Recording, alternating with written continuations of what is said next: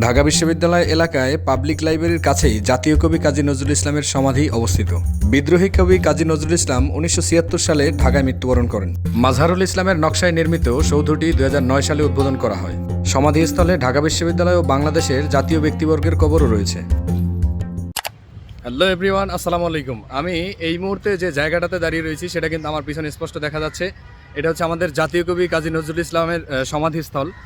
এই জায়গাটা অসম্ভব সুন্দর করে আসলে রাখা হয়েছে, যত্ন করে। তিনি কিন্তু আমাদের বিদ্রোহী কবি।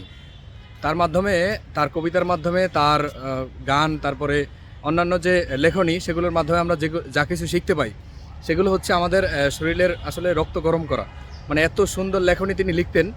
তাদের থেকে ইন্সপায়ার হয়ে আমাদের এই বড় মেট্রো রেলও চলতেছে। এটাও কিন্তু খুব সুন্দর একটা দৃশ্য এই বরাবর সামনে। তো আসলে আমরা ঘুরতে আসছি, ঘুরতে ঘুরতে চলে আসছি এই যে তার সমাধি। এখানে ফুল দিয়ে মানুষ আসলে শ্রদ্ধাঞ্জলি নিবেদন করে। বিদ্রোহী কবি কাজী নজরুল ইসলামের জন্য মানুষের হৃদয়ে রয়েছে ব্যাপক পরিমাণে ভালোবাসা। তিনি তার লেখনী, গদ্য, পদ্য, ছন্দ, কবিতা এবং রণসঙ্গীতের মাধ্যমে মানুষের হৃদয়ে জায়গা করে নিয়েছে। জাতীয় কবি কাজী নজরুল ইসলাম ইচ্ছা প্রকাশ করেছিলেন তার মৃত্যুর পরে যেন তাকে দাফন করা হয় মসজিদের পাশে। আর তাই তার ইচ্ছার প্রতি সম্মান দেখিয়ে তাকে কবরস্থ করা হয় ঢাকা বিশ্ববিদ্যালয় মসজিদের পাশেই। জ্ঞান পিপাসু মানুষের জন্য এটাও হতে পারে একটা টুরিস্ট পয়েন্ট। এখানকার লোকেশন হলো ঢাকা বিশ্ববিদ্যালয় কেন্দ্রীয় মসজিদের উত্তর দিকে। শাহবাগ থেকে টিএসসি হয়ে চারুকলা পার হলেই কবির সমাধি। শাহবাগ হয়েও তার সমাধিতে যাওয়া যায়। চারুকলার পাশেই রয়েছে এটার অবস্থান। ঢাকার যে কোনো জায়গা থেকে রিক্সা বা সিএনজি করে এখানে খুব সহজেই আসা যায়। সবুজ শ্যামলে ভরা আমাদের এই বাংলা পুরোটাই ট্যুরিস্ট পয়েন্ট। এর মধ্যেও বেশ কিছু রয়েছে ব্যাপক গুরুত্বপূর্ণ এবং উল্লেখযোগ্য। তার মধ্যে কবি নজরুলের সমাধি অন্যতম। আমার মনে হয় জ্ঞান পিপাসু যারা রয়েছে তাদের প্রত্যেককে এখানে একবার হলেও আসা উচিত। আপনাদের জনমনে প্রশ্ন থেকেই যেতে পারে যে এখানে দেখার মতো কি রয়েছে। অবশ্যই এখানে দেখার মতো অনেক কিছু রয়েছে। বেশ কিছু বছর আগে জাতীয় উদ্যোগে তার সমাধিক্ষেত্রটিকে বিশেষভাবে সাজিয়ে তোলা হয়। চমৎকার ঘাস আর লাল ইটের কারুকাজে এটা সত্যিই একটা শান্তিপূর্ণ জায়গায় পরিণত হয়েছে। এখানে গেলে দেখা যায় ফুল গাছের সমাহার।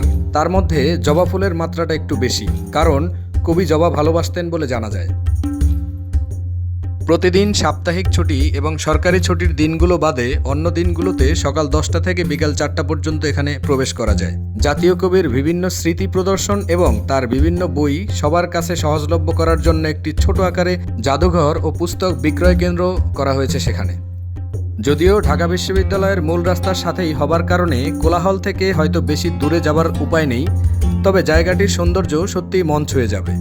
আর কেউ যদি কবিভক্ত হয়ে থাকেন তাহলে তো কোনো কথাই নেই। অনেকেই অনেক কবিভক্ত রয়েছেন, তবে আমার কাছে বিশেষ করে কবি নজরুলকে প্রচণ্ড রকম ভালো লাগে। এর অন্যতম একটা কারণ হলো কবি নজরুলের যে লেখনীগুলো রয়েছে সেগুলো অবশ্যই হৃদয়ে ধারণ করার মতো। আর তাই অন্যান্য কবিদের তুলনায় কবি নজরুল আমার কাছে বরাবরই স্পেশাল। আমি যখন তার বিদ্রোহী কবিতা পড়ি তখন মনে হয় যেন সেই কবিতার মধ্যে নিজেকে হারিয়ে ফেলি। শুধু আমি নয়, আপনারাও যখন তার রণসঙ্গীত বা বিদ্রোহী কবিতাগুলো আবৃত্তি করবেন তখন নিজেকে মনে হবে একেবারেই চিরতরুণ। কবি ছিলেন, তারা কিন্তু অসম্ভব সুন্দর লেখনী লিখেছেন, যেগুলো দেখে আমরা কিন্তু বরাবরই বিমোহিত হয়ে যাই। জায়গায় যদি একটু আমরা ঘুরতেও আসি তাহলে কিন্তু মোটামুটি অনেক শিক্ষণীয় বিষয় রয়েছে যেগুলো শিখতেও পারি, জানতে পারি। আসা অতীব জরুরি। বিদ্রোহী কবি কাজী নজরুল ইসলামের সমাধিস্থল পর্যটন শেষে আমরা কিন্তু আসলে বিদায় নিতে যাচ্ছি। জায়গাটা কিন্তু খুব সুন্দর ছিল। এখানে আসলে অবশ্য অনেক কিছু জানাও যায়, আর কবি সম্পর্কে ধারণাও নেওয়া যায়। কবি সম্পর্কে নতুন করে ধারণা নেওয়ার কিছু নাই, আমরা আমাদের বিদ্রোহী কবি সম্পর্কে খুব ভালো করেই জানি। তার লেখনী আমাদের হৃদয়ে আঘাত করে। অসম্ভব সুন্দর লেখনী তার। এখানে রয়েছে মোটামুটি ছোট করে একটা পাঠাগার। শহর জুড়ে কোলাহল হলেও এই জায়গাটা মোটামুটি একটু নীরব।